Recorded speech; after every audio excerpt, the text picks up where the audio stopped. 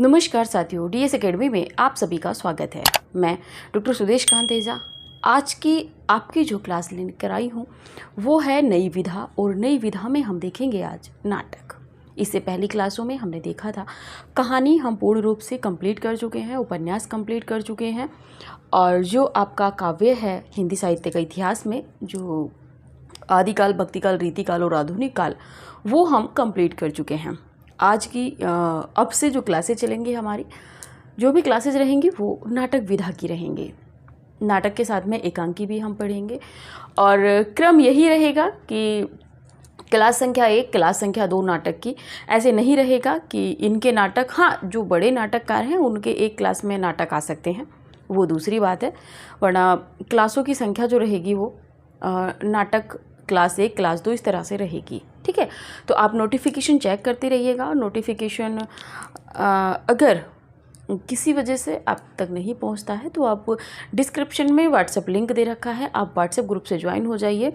WhatsApp group का उद्देश्य मात्र इतना है, जैसे ही क्लास अपलोड होती है वैसे ही आपको बता दिया जाता है कि क्लास संख्या ये अपलोड हो चुकी है, आप अपना चेक करके पढ़ लीजिए। ठीक है, तो जो भी कैंडिडेट नए जुड़ रहे हैं वो थोड़ा सा ये ध्यान रखें।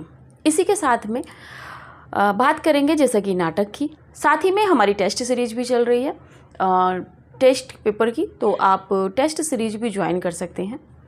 वो पेड है और टेस्ट सीरीज जो है एकदम नवीन है, इतनी नवीन है कि आपको मार्केट में कहीं और नहीं मिलेगी। ठीक है, तो चलिए समय ना व्यर्थ करते हुए देखते हैं आज नाटक। नाटक क्या होता है? वैसे तो देखिए हर घर में नाटक होता है, जब चाहे तब नाटक शुरू हो जाता है। आप देखते होंगे कोई किसी काम को कहता है, दूसरा नहीं सुनता है तो कहते हैं कि नाटक ना कर। एक नाटक तो ये होता है जो रोज़मर्रा की ज़िंदगी में होता है। इसी रोज़मर्रा की ज़िंदगी से के नाटक कई प्रकार के होते हैं, ऐतिहासिक भी हैं, पौराणिक भी हैं, सामाजिक भी हैं, मनोवैज्ञानिक भी हैं, अस्तित्ववादी नाटक भी हैं। नाटक के कई प्रकार होते हैं जब हम पढ़ेंगे तो। लेकिन इसमें क्या है कि देखिए, यदि कोई नाटक इतिहास के कथानकों पर लिखा गया है तो वो ऐतिहासिक नाटक हो जाएगा। जैसा कि आप देखेंगे जयशंकर प्रसाद के नाटक हैं, आपके दिखेंगे आपका स्कंदगुप्त है, चंद्रगुप्त है, ध्रुव स्वामिनी है। ठीक है, तो ये जो इनके नाटक हैं ये ऐतिहासिक श्रेणी में आ जाएंगे। यहीं पे अगर हम बात कर लें पौराणिक नाटकों में, तो पौराणिक नाटक में इनका एक तरीके से सज्जन आ जाएगा। सज्जन नाटक इसलिए आ जाएगा क्योंकि ये महाभारत की कथा को आधार बनाकर लिखा गया है। ठीक है, यानी कि महाभारत या वेद पुराण के आधार पर जो नाटक लिखे जाते हैं वो पौराणिक नाटक कहे जाते हैं। ये बस फैक्टली मैं आपको समझा रही हूँ, आपको जहाँ समझ नोट करने की ज़रूरत आपको लगे आप नोट कर लीजिएगा। दूसरी बात, सामाजिक नाटकों की यदि बात करें या सामाजिक पारिवारिक नाटकों में यदि बात करें, आपने मोहन राकेश के नाटक आधे अधूरे देखा होगा। आधे अधूरे नाटक जो है सामाजिक नाटक होने के साथ में एक जो पारिवारिक नाटक है वो है।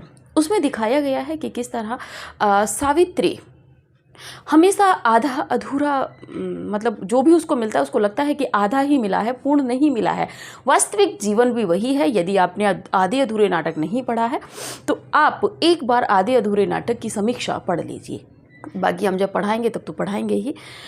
आधे अधूरे नाटक से भी हो जाता है कि वो नाटक एक खोज में रहती है, वो संपूर्णता की खोज में रहती है।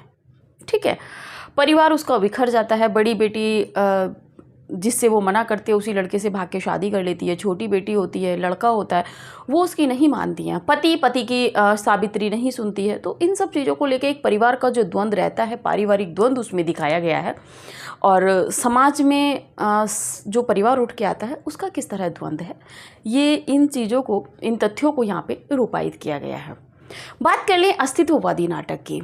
अस्तित्ववादी नाटक में आप देखेंगे मोहन राकेश का ही आषाढ़ का एक दिन।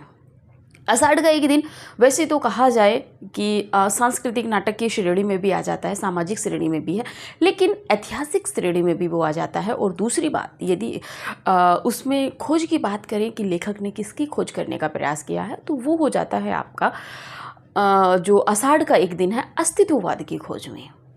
यहाँ पे जो कालिदास हैं, हालांकि जो संस्कृत कवि कालिदास हैं ये उन पर आधारित है, उसके बाद भी इसमें कालिदास स्वयं की खोज करते हैं, अपनी खोज करते हैं, कहना अस्तित्ववादी, यानी कि हमारा अस्तित्व क्या है कि हम उसकी खोज करते रहते हैं। तो नाटक की कई श्रेणियां हैं। एकांकी में जब आप चले जाएंगे तो माना जाता है कि नाटक में कई अंक होते हैं, एकांकी में एक अंक होता है। नाटक में पात्रों की अधिकता ज़्यादा रहती है, एकांकी में कम रहती है। ठीक है, ये सब जब एकांकी पढ़ेंगे उस समय थोड़ा डिवाइड कर लेंगे तथ्यों को। लेकिन यहाँ पे बताना मतलब ये था कि नाटक है क्या। नाटक रोज़मर्रा के जीवन में जो हमारी घटनाएं घटती हैं, हमारे साथ जो हास्य व्यंग्य होते हैं और करुणापरक व्यंग्य होते हैं, हम किस तरह के मानसिक तनाव से जूझते हैं, इन सब को एक साथ एक इस तरह का बना देना, देखिए इस तरह का बना देना जो एक मंच पे उसका मतलब उस कहानी को, एक तरीके से कहानी ही है नाटक में भी, उस कहानी को पात्र यानी कि आप और हम मिलके खेल सकें, यानी कि वो एक ऐसा नाटक, वो एक कथा कि जिसको कम समय में एक रंगमंच पर, एक पर्दे पर खेला जा सके, उसको नाटक कहते हैं।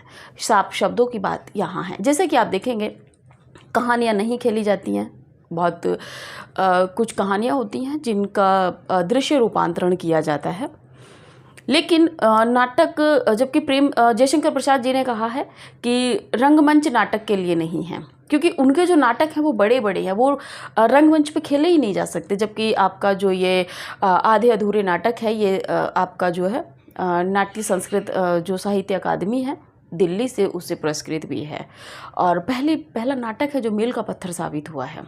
ठीक है, माइलस्टोन जिसको कहा जाता है। तो यहाँ पे बात आती है नाटक की। तो और दूसरी बात अब जब आगे करेंगे, यहाँ तक आप समझ गए हैं तो आप आगे भी तथ्यों को समझ जाएंगे। नाटक सीधे सीधे एक जो है आपका रंगमंच के लिए खेला जाता है। मतलब कोई भी नाटक है, भारतेंदु का आप कोई भी नाटक देख लीजिए, या इस समय के नाटककारों का कोई नाटक देख लीजिए आप, तो वो ऐसे नाटक हैं जो रंगमंच पे खेले जाते हैं। नाटक एक ऐसी विधा है जो दृश्य श्रव्य दोनों है। ठीक है, तो चलिए बात करते हैं नाटक पे। मैं सेटिस्फाई हूँ, मुझे लग रहा है कि आप समझ गए होंगे नाटक क्या है, नाटक के अंक कैसे होते हैं, पात्र क्या होते हैं, किस किस प्रकार के नाटक होते हैं। ठीक है, चलिए बात करते हैं नाटक में। नाटक की बात करें तो नाटक नट धातु से बना है। ठीक है, नट का अर्थ क्या है यहाँ पे, नट धातु से तो बना है। नट का अर्थ है अंग संचालन, यानी कि मौखिक और आपका कायिक, यानी कि शरीर को घुमाना, वेशभूषा, ये सब है। देखिए वैसे आप साधारण वेशभूषा पहने हुए हैं, यदि अभी आपको हनुमान का रोल दिया जाए तो आपका मुंह भी पूरी तरीके से कवर हो जाएगा, यहाँ पे इतना मोटा सा बना दिया जाएगा जैसे हनुमान जी का होता है। आप गदा ले लेंगे, आपके पीछे पूंछ भी लगा दी जाएगी, तो ये होगा आपका अंग संचालन। आप किस तरह करेंगे, जैसा कि हनुमान करते हैं। ठीक है, अभिनय करना, और यही आपका अभिनय हो जाएगा। आप उन्हीं की तरह बात करने का प्रयास करेंगे। ठीक है, जैसे कि आप रोज़मर्रा की ज़िंदगी में देख रहे हैं, नाटक या फिल्म, ये भी एक नाटक ही है। ठीक है, क्योंकि आप एकदम साधारण व्यक्ति होते हैं, लेकिन जब आपको नाटक के मंच पे उतारा जाता है, तब अगर आपको करुणापूर्ण अभिनय दिया जा रहा है तो आप वहाँ पे रोएंगे भी। अगर आपको व्यंग्य प्रधान कथानक दिया जा रहा है, संवाद दिया जा रहा है, तब आप वहाँ पे हंसेंगे भी। आपको हंसी नहीं आएगी, आप फिर भी हंसेंगे। ठीक है ना। चलिए, तो ये हुआ नट। नट धातु से क्या बना है, नाटक, और इसका अर्थ है अंग संचालन करना या अभिनय करना। नाटक दृश्य श्रव्य काव्य होता है। ये काव्य की श्रेणी में भी आता है, लेकिन ये दोनों होता है, देखा भी जाता है और सुना भी जाता है।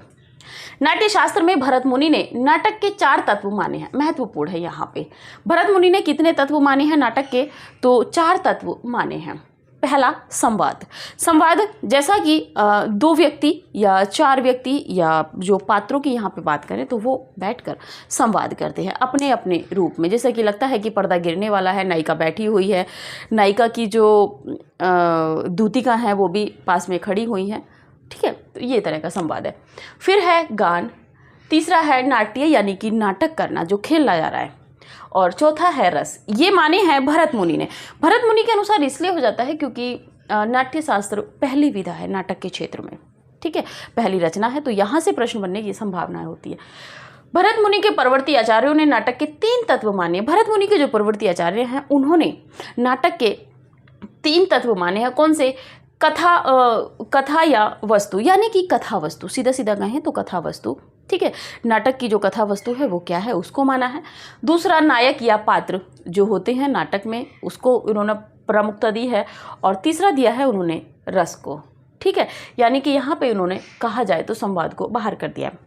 सबसे बाद के आचार्यों ने जो कहा जाए तो इन सब के बाद के जो आचार्य थे, नवीन आचार्यों में यदि बात करी जाए आगे तो उन्होंने नाटक के 2 तत्व माने हैं। कितने तत्व माने हैं? मात्र 2 तत्व माने हैं। उनका मानना है एक अभिनय और एक वृत्ति।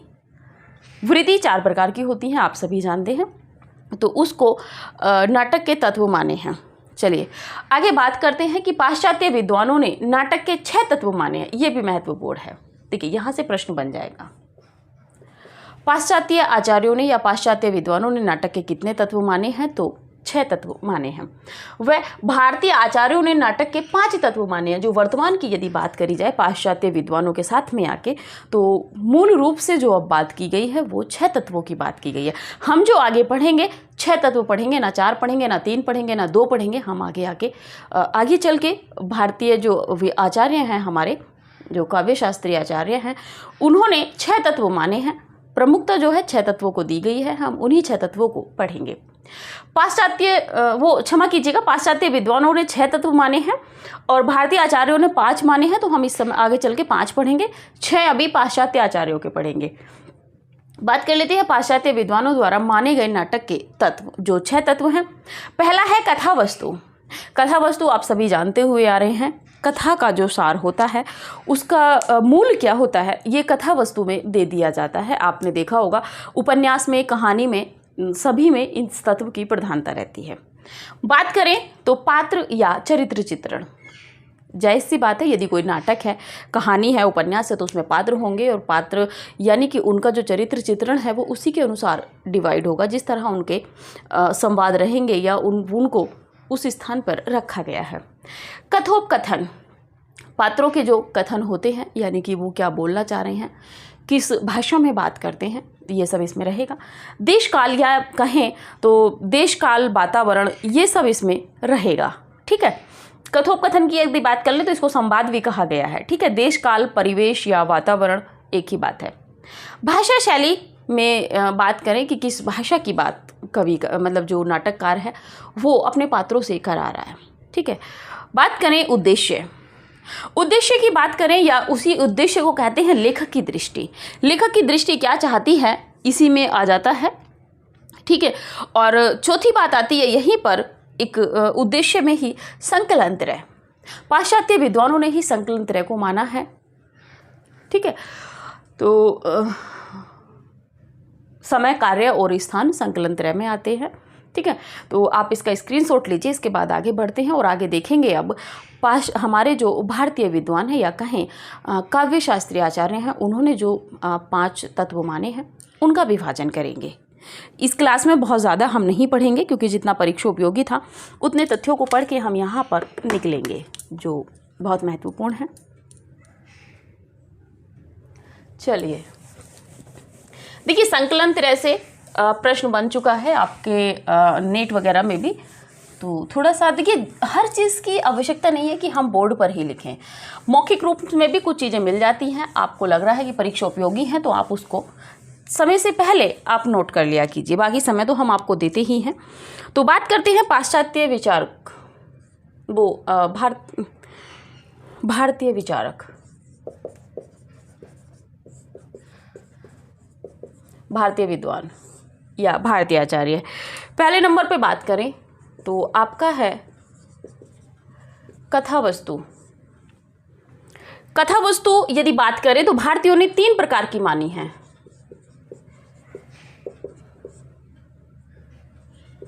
3 प्रकार माने हैं। कौन कौन से माने हैं? प्रख्यात, उत्पाद्य, मिश्र। प्रख्यात, उत्पाद्य और मिश्र, ये 3 प्रकार के इन्होंने कथा वस्तु मानी हैं।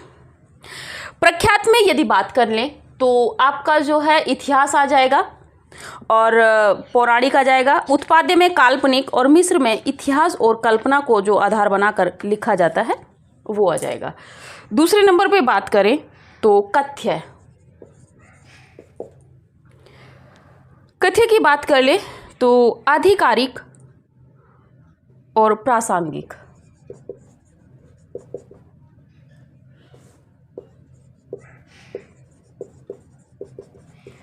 आधिकारिक और प्रासंगिक, ये दो प्रकार के कथ्य होते हैं। यानी कि अगर आप बात करें आधिकारिक की, तो आधिकारिक को एक तरीके से आद्योपांत भी कहा जाता है। आद्योपांत या इसको कहें मुख्य कथा। मुख्य कथा की यदि बात करें तो जो कथ्य होता है आद्योपांत यानी कि आदि से अंत तक, यानी कि आद्योपांत तक यानी कि शुरू से अंत तक। प्रासंगिक में यदि बात करें हम तो यहाँ पे गौण पात्र होते हैं जो कथा को विस्तार देते हैं।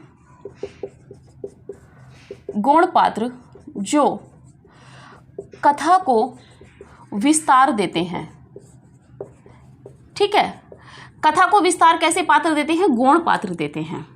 ठीक है, इसी के साथ में बात कर लेते हैं कार्य व्यापार की दृष्टि से आगे। कार्य व्यापार की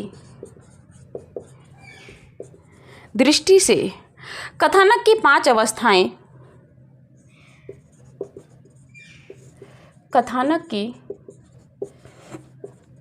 5 अवस्थाएं, 5 अवस्थाओं में यदि बात करें तो 5 अवस्थाएं पंच अर्थ प्रकृति, 5 अर्थ प्रकृति तथा इन दोनों को जोड़कर, इन दोनों को जोड़कर 5 संधियां होती हैं।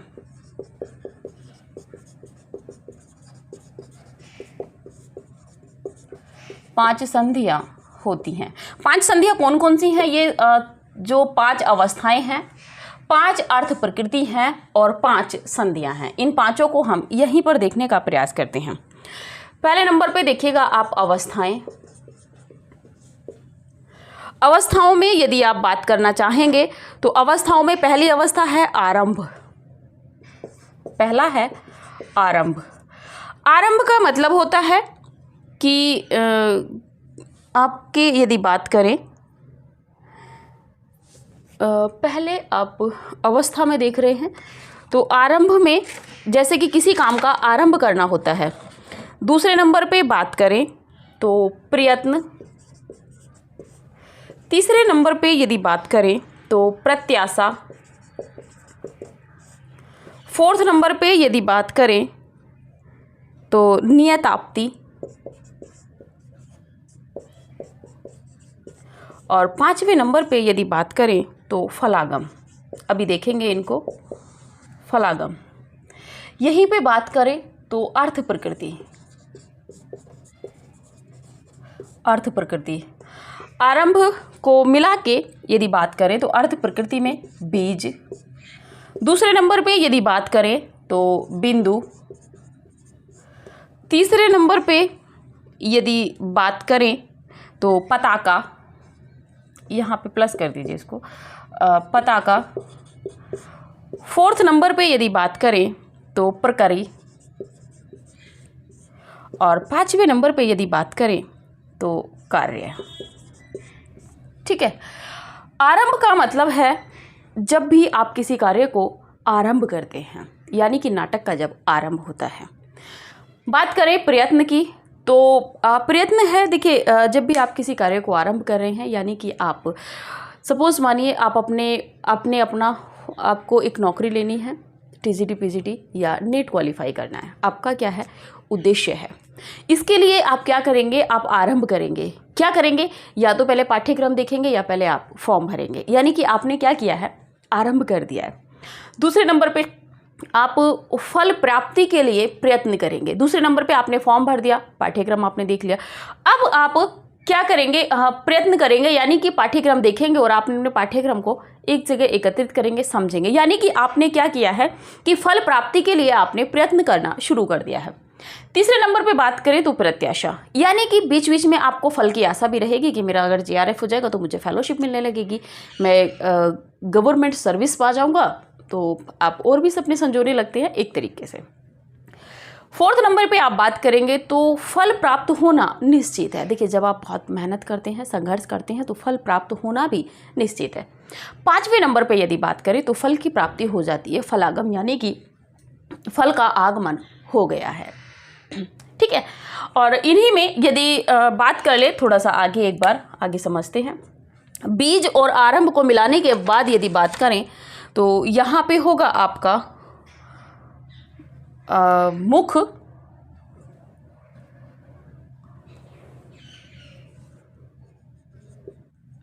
यहाँ पे बात करें तो संध्या, संध्या में बात करें तो यहाँ पे मुख होगा, दूसरे नंबर पे प्रतिमुख होगा, तीसरे नंबर पे यदि आप बात करेंगे तो गर्भ होगा, फोर्थ नंबर पे यदि आप बात करेंगे तो विमर्श, और पांचवें नंबर पे यदि आप करेंगे बात तो निर्वहन। ये आपकी क्या कहते हैं, संधियाँ होंगी। ठीक है, बात कर रहे थे बीज की। बीज की यदि बात करें, अवस्थाओं की बात कर ली थी। अर्थ प्रकृति क्या होती है? बीज होती है यानी कि कथानक का आरंभ। बीज होती है कथानक का आरंभ, यानी कि आप लिखना इस समय एक तरीके से कथानक का आरंभ, यानी कि अगर आप इसी दृष्टि को, अपनी पढ़ाई वाली दृष्टि को लेकर चलना चाह रहे हैं तो बीज का मतलब है आप पढ़ने की ओर अग्रसर हो रहे हैं। ये क्या है? आपकी अर्थ प्रकृति, आप किन किन तरहों से तैयारी कर सकते हैं। फिर है बिंदु। बिंदु का मतलब है कि एक से अधिक कथाओं की उत्पत्ति, यानी कि यहाँ पे आके आप क्या करेंगे, आपके पास अनेक दृष्टियाँ हो जाएंगी। आप सोचेंगे कि मूल पुस्तकें पढ़ें या सहायक पुस्तकें पढ़ें या वस्तुनिष्ठ पढ़ें, ठीक है, तो या कोई टेस्ट सीरीज ज्वाइन करें या कोई कोचिंग ज्वाइन करें। तो यहाँ पे आके जो है आपका बिंदु है, यहाँ पे आके आप फिर से स्थिर हो जाते हैं थोड़ा सा। ठीक है, तीसरे नंबर पे बात करें पताका। पताका का मतलब यदि हम नाटक के हिसाब से देखें तो यहाँ पे क्या होता है कि एक कथा के साथ में दूसरी गौण कथा चलना। एक तो नाटक में चली रही है मुख्य कथा, एक साथ में गौण कथा चलती है। आप देखेंगे इस कथा के विषय में कि जैसे आप देखेंगे कि आपने गोदान उपन्यास पढ़ा है, आप वहाँ से उठाइए। गोदान उपन्यास जब आप पढ़ रहे हैं तो पढ़ते पढ़ते क्या होता है कि दूसरे भी पात्र उसमें आ जाते हैं, दूसरी कथा वस्तु भी बीच में चलने लगती है। महिला आंचल देखेंगे या यहीं पे आके बात कर लें तो मन्नू भंडारी जी का है महाभोज। ठीक है, तो इस तरह के नाटकों में भी, या आप देखेंगे भारत दुर्दशा है, अंधेर नगरी है, तो ध्रुव स्वामिनी है, अंधा युग है, इनमें भी आपको ये तत्व मिल जाएंगे। हालांकि अंधा युग गीति नाट्य है। बात करें प्रकरी की, तो प्रकरी क्या है कि आधिकारिक जो कथाएं होती हैं उनको भी साथ में लेकर चलता है। कार्य की यदि बात कर ले तो कथाओं को मतलब एक तरीके से कहा जाए तो अंतिम चरम सीमा तक पहुंचाना। ठीक है, तो ये था आपका आरंभ, और बीज मिला के बनता है मुख, प्रयत्न और बिंदु मिला के प्रतिमुख, प्रत्याशा और पताका मिला के गर्भ बनता है, नियताप्ति और प्रकरी को मिला के विमर्श, और फलागम और कार्य को मिला के निर्वहन। यानी कि जिन तत्वों का निर्वहन यहाँ पे किया जाता है वो यहाँ पे माने जाते हैं। ठीक है, तो यहाँ पे आपकी मुख संधि हुई, यहाँ पे संधि आप लिख लीजिएगा, मुख संधि, प्रतिमुख संधि, गर्भ संधि और विमर्श संधि, या अविमर्श भी इसको बोल देते हैं यहाँ पे, और निर्वहन संधि। ठीक है, चलिए इसी के साथ में बात कर लेते हैं।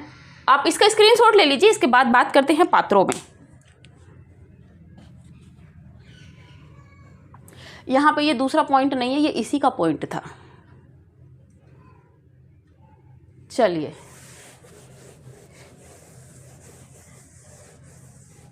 ये भारतीय विचारकों के द्वारा चल रहे हैं, थोड़ा तेजी से चलिए। क्योंकि यहाँ पे कंप्लीट करना भी है। पात्रों की बात कर लेते हैं, पात्र या चरित्र चित्रण। ठीक है, पात्रों में भी बात करें तो पहले बात करते हैं नायक की। नायक कितने प्रकार का होता है? तो पहला है धीरोदात्त। धीरोदात्त नायक की बात करें तो ये कुलीन धरणी होता है। इसको क्या बोला जाता है? कुलीन धरणी। कुलीन धरणी की यदि बात करें, यानी कि जैसे पात्र राम हैं। दूसरे नंबर पे बात करें तो धीर ललित। धीर ललित नायक में यदि बात करें तो इस नायक को कला प्रेमी बोला जाता है। कला प्रेमी, और कला प्रेमी में आप जानते हैं कौन आएंगे आपके? कृष्ण, और साथ में यदि आप रखना चाहें तो दुष्यंत को भी रख सकते हैं इसमें। ठीक है, तीसरे नंबर पे इसी नायक में यदि आप बात करें तो धीर प्रशांत की। धीर प्रशांत नायक की यदि बात करें तो ये शांत प्रकृति का होता है। शांत प्रकृति का नायक होता है। इसमें आप देखेंगे जैसे कि युधिष्ठिर है, युधिष्ठिर, या इसी के साथ में यदि आप बात कर ले तो सत्य हरिश्चंद्र, जो शांत स्वभाव के जो नायक होते हैं। फोर्थ नंबर पे बात करें आपके तो धीरोदत्त। धीरोदत्त नायक, और ये नायक जो है छल प्रपंची होता है, यानी कि छल करने वाला छल प्रपंची नायक होता है। इसमें आप देख लेंगे रावण है, कंस है, और कौरव भी इसी में आ जाएंगे, जो दूसरों के साथ में छल करते हैं। ये उन नायक की श्रेणी में यहाँ पर आ जाएंगे। बात कर लेते हैं नायिका की। नायक की बात की है तो नायिका की भी बात कर लेते हैं। नायिका का विभाजन करते हैं संबंध के आधार पर। पहले संबंध के आधार पर, देखिए जितना विस्तृत मुझसे दिया जा रहा है उतना मैं आपको देने का प्रयास कर रही हूँ। अब आगे कोई टीका टिप्पणी अन्यत्र ना करेगा। स्वकीय नायिका की यदि बात कर ले, पहली होती है स्वकीय नायिका। ये अपने प्रेमी और पति के प्रति, स्वकीय यानी कि अपने के प्रति, पति व प्रेमी के प्रति समर्पित, प्रेमी के प्रति समर्पित। यहीं से प्रश्न बनेगा, आप कितना भी डीप पढ़ लीजिए, कितना कुछ पढ़ लीजिए, लेकिन यहीं से प्रश्न बनने वाला है। परकीय नायिका की यदि बात करें तो ये पति व प्रेमी, ठीक है, दोनों नहीं होते हैं, कोई एक होता है, या तो उसका पति होता है नायिका का, या नायिका का प्रेमी होता है। पति व प्रेमी के अन्यत्र भी, के अन्यत्र अन्य संबंध, अन्य पुरुष से संबंध, यानी कि कोई तीसरा व्यक्ति और पुरुष से संबंध, यानी कि या तो प्रेमी है तो प्रेमी से भी अन्यत्र उसके दूसरे से संबंध है, वो दूसरा प्रेमी हो सकता है या कोई और तीसरा व्यक्ति हो सकता है। पति है तो पति के अन्यत्र भी किसी तीसरे व्यक्ति से जब नायिका के संबंध रहते हैं तो उसको कहते हैं परकीय नायिका। ठीक है, फोर्थ नंबर पे सामान्य नायिका भी हो जाती, वो तीसरे नंबर पे एक सामान्य नायिका भी हो जाती है, सामान्य नायिका। ठीक है, बात कर लेते हैं प्रिय के मिलन के आधार पर नायिका, के आधार पर नायिका भेद। जितना परीक्षोपयोगी है उतना ही आपको यहाँ पे दिया जा रहा है। और यहाँ पे बात की जाए तो यहाँ पे वेशभूषा भी आ जाती है, आप नोट कर लीजिएगा। पहले नंबर पे बात करें तो स्वाधीन पति का, स्वाधीन पति का, ये नायिका वो होती है जिसका पति उसके अपने वश में हो। वह नायिका जिसका पति उसके बस में हो। ठीक है, ये वो नायिका है स्वाधीन पति का, यानी कि स्वाधीन, इसके अधीन, खुद के अधीन इसका पति या प्रेमी जो होता है वो इसी के अधीन रहता है। यानी कि ये कहती है कि भाई अगर ये कहे कि चांद तोड़ के लाओ तो वो कहेगा हाँ बस जा रहा हूँ तोड़ने के लिए। ठीक है, तारे तोड़ के लाओ, चांद लेके आओ, या मतलब कोई भी अनैतिक कार्य उसको कराना हो, ठीक है, जो उस समय संभव ना हो, लेकिन फिर भी वो करेगा। क्यों? क्योंकि ये नायिका के अधीन उसका पति और प्रेमिका है। ठीक है, तो स्वाधीन पति का है ना, तो पति का यानी कि जो ये नायक है वो यहाँ पे नायिका के अधीन रहता है। ठीक है, नायिका कहेगी कि पूरे दोपहर में खड़े रहना है तो वो खड़ा रहेगा। ठीक है, ये मतलब यहाँ पे रहता है, ट्रेजेडी है। चलिए आगे बात कर लेते हैं वासक सज्जा। दूसरे नंबर पे वासक सज्जा। वासक सज्जा की यदि बात करें तो सज धज कर निकलने वाली नायिका,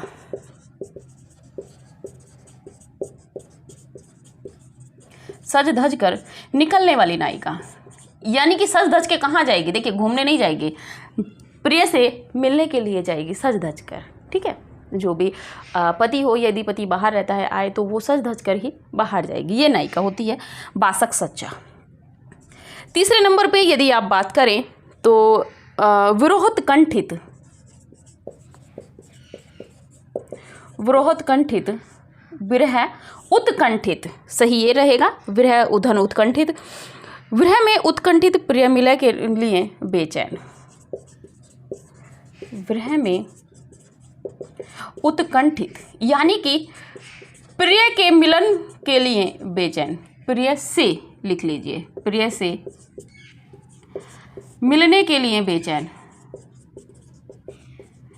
और ये होती है नायिका, यानी कि विरह में आपको ध्यान होगा जब भी कोई आप फिल्म देखते हैं तो उसमें क्या होता है कि जैसे ही नायिका का जो अभिनेत्री होती है उसका भाई या पापा जो होते हैं, तो जब उनको पता लग जाता है कि हमारी बेटी उससे मतलब उस अभिनेता से जो नायक होता है उसमें उससे बात करती है या देख लेते हैं, तो उसको सबसे पहले एक ही काम करते हैं, फ़ोन लिया जाता है क्योंकि इस समय फ़ोन चल रहा है, और फिर उसको कमरे में बंद कर दिया जाता है। फिर क्या है, फिर उसको पीड़ा होती है। ठीक है, प्रिय से मिलने की, तो वो वाली यहाँ पे चीज़ें हैं। पद्मावत का उदाहरण तो आप देख ही लेंगे, आपने पढ़ रखा है पद्मावत को बहुत अच्छे से। बात करते हैं खंडिता। खंडिता जो नायिका होती है उसके विषय में यदि बात करें तो यहाँ पे वो नायिका होती है जो खंडिता को आप खुद से नोट कर लीजिए, यहाँ पे वो नायिका होती है जो अपने पति को या प्रेमी को किसी तीसरी स्त्री के साथ यदि देख लेती है तो उसका जो मन दुखी होता है, वहाँ पे खंडिता नायिका होती है। जैसे कहते हैं ना कि खंडर, आपने देखा होगा कोई मकान है या कुछ है तो उसको खंडर बोल देते हैं, क्यों? क्योंकि वो उस घर को छोड़कर दूसरा उन्होंने घर बना लिया है। तो यहाँ पर भी खंडिता वही है, यानी कि जो मुख्य नायिका है उसका पति या प्रेमी उसको छोड़कर किसी दूसरी स्त्री के पास चला जाता है तो वो खंडिता नायिका की श्रेणी में आ जाती है। यहाँ पे यहाँ पे जो ये देखिए खंडित नायिका है, इसके दो भाग हो जाते हैं यहाँ पे। पहला है आपका प्रौढ़ा मुग्धा, प्रौढ़ा खंडिता, प्रौढ़ा खंडिता, और दूसरे नंबर पे यहीं पे हो जाता है मुग्धा खंडिता। ठीक है, तो अब आप इसका स्क्रीनशॉट लीजिए, इसके बाद आगे देखते हैं थोड़ा तेजी से।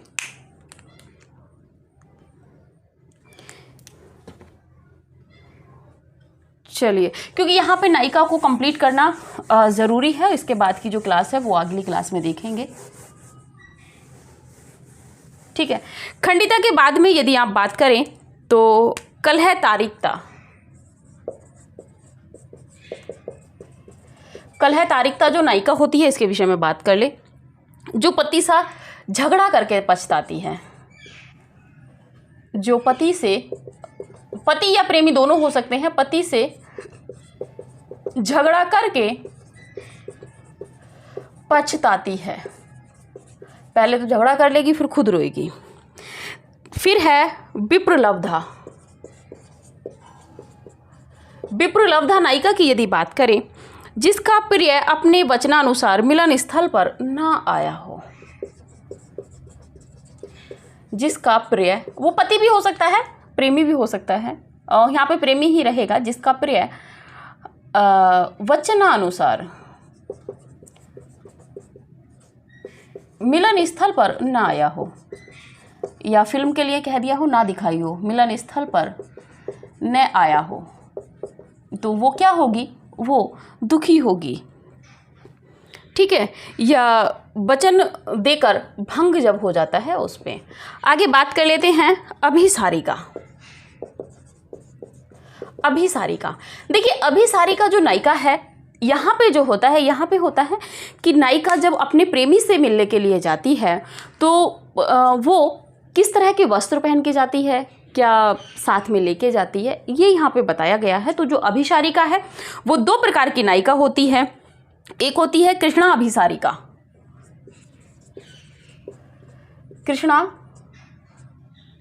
कृष्णाभिसारिका, और दूसरे नंबर पे है आपकी शुक्लाभिसारिका, शुक्लाभिसारिका। ठीक है, अब बात कर ले तो कृष्णाभिसारिका में, तो इसमें हाथ में नीले रंग का फूल, हाथ में नीले रंग का फूल, और यदि वस्त्र की बात करें तो काले वस्त्र, काले वस्त्र पहनकर यहाँ पे नायिका अपने प्रिय से मिलने जाती है। शुक्लाभिसारिका की यदि बात करें तो यहाँ पे दोपहर या रात में जाती है, दोपहर या रात में जाती है। साथ में यदि बात करें तो श्वेत या लाल रंग का यहाँ पे फूल होता है, लाल रंग का फूल। और वस्त्र की यदि बात करें तो श्वेत वस्त्र यानी कि सफ़ेद वस्त्र पहनकर इस समय पे शुक्लाभिसारिका में नायिका अपने प्रिय से मिलने के लिए जाती है। ठीक है,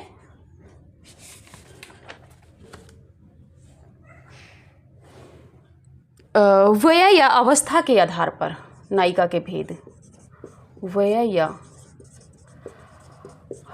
अवस्था के आधार पर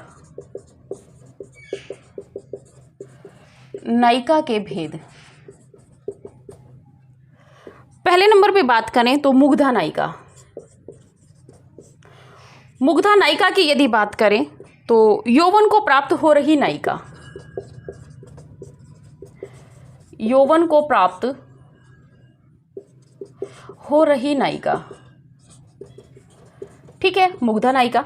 दूसरे नंबर पे है प्रौढ़ा नायिका, प्रौढ़ा नायिका की यदि बात करें तो ये है प्रौढ़ या वयस्क नायिका, प्रौढ़ या वयस्क नायिका इस श्रेणी में आती है, इसकी जो आयु है। प्रौढ़ धीरा तीसरे नंबर पे है, प्रौढ़ धीरा नायिका। और इसका जो मेन है, ऐसी प्रौढ़ा नायिका जो पति विलास सूचक चिन्ह देखकर प्रत्यक्ष कोप ना करे, यानी कि प्रौढ़ धीरा नायिका ये वो नायिका है जो अपने पति को अनैतिक संबंधों में देखे, उसके बाद भी कोप यानी कि कोई भर्त्सना या मतलब अनैतिक जो गाली गलौच होती है वो चीज़ें यहाँ पे ना करे, या बहुत ज़्यादा ना तो खुद पीड़ित हो ना दूसरे को पीड़ित करे, बहुत समझदार होती है। ठीक है, आगे बात करते हैं फोर्थ नंबर पे प्रौढ़ा अधीरा नायिका, प्रौढ़ा धीरा नायिका और प्रौढ़ा अधीरा नायिका। और इस नायिका की यदि बात करें तो ये ताना देकर कोप करने वाली है, ये कहती है कि वहाँ पे क्यों गए थे। अगर आपको कहीं पे गलत देख लिया है तो फिर ये आपका पीछा नहीं छोड़ने वाली है। जबकि प्रौढ़ा धीरा नायिका ये धीरज रख लेती है, ये सोचती है कि चलिए कोई बात नहीं, सुबह का भूला शाम को घर वापस आ जाता है, तो उसे भूला नहीं कहते। ये कहती है कि नहीं भाई, घर से गया ही क्यों। ठीक है, तो ये है अधीरा नायिका, यानी कि इसमें धीरज नहीं है, अधीर है ये बिल्कुल पूर्ण रूप से। ठीक है, तो चलिए आगे बढ़ते हैं, आप खुद को इनको नोट कर लीजिएगा जो भी हम उदाहरण दे रहे हैं। आगे बात करते हैं तो प्रौढ़ा धीरा अधीरा, प्रौढ़ा धीरा अधीरा, धीरा अधीरा नायिका। इसकी यदि बात करें तो क्या कहते हैं, ये अप्रत्यक्ष रूप से नहीं करती है, अप्रत्यक्ष रूप से यहाँ पर जो है तत्वों को देखकर आपके वियोग करती है। ठीक है, आप इसका स्क्रीनशॉट लीजिए क्योंकि आज की क्लास जो है यहीं तक रखते हैं, आगे देखेंगे और जो नाटक के तत्व वगैरह बचे हुए हैं उनको अगली क्लासों में देखेंगे। ठीक है, कलह तारिका जो पति से झगड़ा करके पछताती है। विप्रलब्धा जिसका प्रिय वचनानुसार मिलन स्थल पर ना आया हो, यानी कि कह दिया हो कि भाई कल आपको बनारस घुमाऊंगा, या इलाहाबाद की यदि बात कर लें तो कंपनी गार्डन या और भी बहुत चीज़ें, संगम लेके जाऊंगा लेकिन आए ही नहीं, तो फिर जाएं कैसे? तो फिर वो गुस्सा करती है भाई। अभिसारिका इसमें जो नायिका है वो पति से या प्रिय से जब मिलने जाती है, प्रिय से ही मिलने जाएगी, पति से नहीं मिलने जाएगी, तो वो किस तरह से वेशभूषा पहन के जाएगी, इसका यहाँ पे थोड़ा वर्णन मिलता है। कृष्णाभिसारिका यानी कि यहाँ पे बात करें तो कृष्ण पक्ष की, जैसे कि हिंदी मास में जो हिंदी माह होता है उसमें 2 पक्ष होते हैं, एक कृष्ण पक्ष, एक शुक्ल पक्ष। तो कृष्ण पक्ष में यदि रात्रि में नायिका मिलने जाएगी अपने पति से तो हाथों में नीले रंग का फूल लेकर जाएगी, ठीक है, एक तो रात है और ऊपर से दिखाई भी ना दे, और साथ में काले वस्त्र पहनकर जाएगी नायक से मिलने के लिए। शुक्लाभिसारिका का मतलब है यहाँ पे या तो दोपहर में या फिर रात में, यानी कि चांदनी रात रहेगी, तो श्वेत या लाल रंग का फूल लेके जाएगी और सफ़ेद वस्त्र पहन कर जाएगी। वय या अवस्था, अवस्था की जो आयु के अनुसार आधार पर नायिका के जो भेद हैं वो 5 भेद हैं। मुग्धा नायिका, प्रौढ़ा नायिका, प्रौढ़ाधीरा नायिका, प्रौढ़ा अधीरा नायिका, प्रौढ़ाधीरा अधीरा नायिका, ठीक है।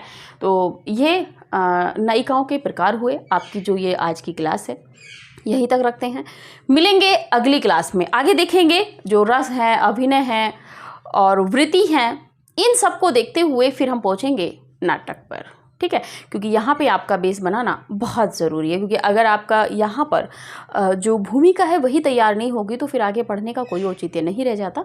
तो ठीक है, अभी की क्लास यहीं तक रखते हैं, मिलेंगे अगली क्लास में अगले नए तथ्यों के साथ में। तब तक के लिए नमस्कार।